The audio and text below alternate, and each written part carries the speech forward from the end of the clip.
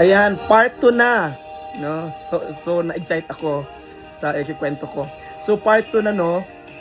Ang nangyari noon, nakasurvive kami ng halos isang buwan na yun po yung naging routine namin. Tumutulong kami magtinda ng barbecue at maglinis po ng bahay doon sa tinitirhan namin. Actually, sabi ng may-ari na, Albert, gusto sana kitang ikaw na lang mag-manage ng boarding house namin kasi nakita ko kung paano ka maglinis, paano yung pinakita mong kabaitan sa amin. Siyempre, may takot tayo sa Lord, hindi tayo pwedeng gagawa ng mga bagay na ikakasira ng ating testimony. So, yun po yung naging observation nila sa akin na maayos ako makisalamuha, yung nakita nila yung humility ko, no, nakita nila nakita nila kung paano ako nagtrabaho sa kanila in return doon sa aming survival, no? At nung malapit na kaming umalis, or siguro mga 2 days na lang bago kami mag-flight, sabi ko sa kaibigan ko na dinala ko sila sa isang plaza. Gabi yon, siguro mga 9:30 ng gabi. Nandun kami sa pinakagitna ng plaza na yon. Ano naman siya, yung kumbaga Bermuda grass. Sabi ko, halika kayo, punta tayo ng plaza. We will pray.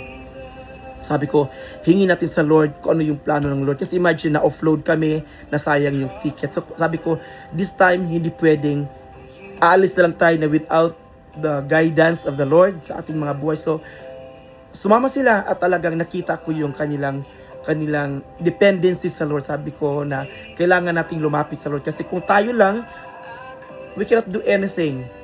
Dahil pagdating pa rin natin sa airport, sa immigration, posibleng ma-offload pa rin tayo. So ang ginawa ko, I lead them in prayer. Sabi ko sa prayer ko na, Lord, if this is your will na makalipad kami ng Macau, we don't know what happens pagdating namin ng Macau, pero sabi ko sa prayer ko na, Lord, you are in control.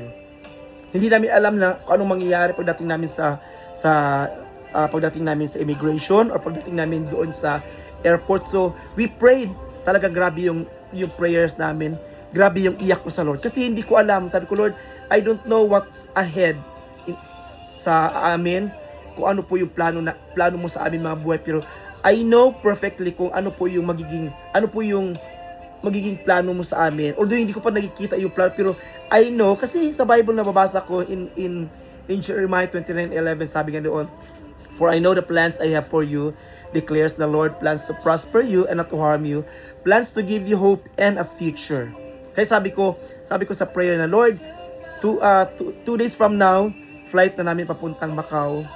Pero I don't know, Lord, kung ano po yung mangyayari doon. Pero we just put our trust, our full dependency sa inyo, Panginoon. So yun pong nangyari. Inabot po kami ng 11 doon sa plaza, no? Sabi ko, lapit tayo sa Lord. Ibigay po natin yung tiwala natin sa Panginoon. So 2 days, tumakbo po yung isang araw, no? So we prepared our things. Tapos sabi ng may-ari ng bahay na, Albert, mamimiss ko kayo. Kasi na-build up ko po yung relationship doon sa may-ari ng bahay. Na-build up ko po yung relationship ko doon sa naging kaibigan ko na nagtitinda ng barbecue. So, yung isang araw na bago kami umalis, talagang iyakan kami. Kasi mamimiss ko sila at mamimiss daw nila ako. So, ganun po ang nagiging connection ko sa kanila. So, ayun,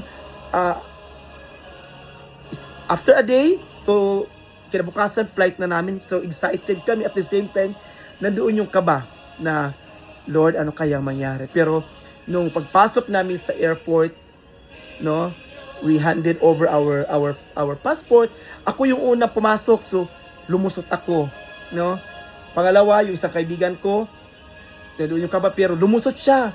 Hanggang sa pangatlo kong kaibigan, lumusot. So 3 kami na nakapasok kami na without question, wala po naging aberya, at tuloy-tuloy po nakapasok kami sa airport, no? And we thank the Lord. So again, abangan niyo po yung part 3. Excited po yung mangyayari doon.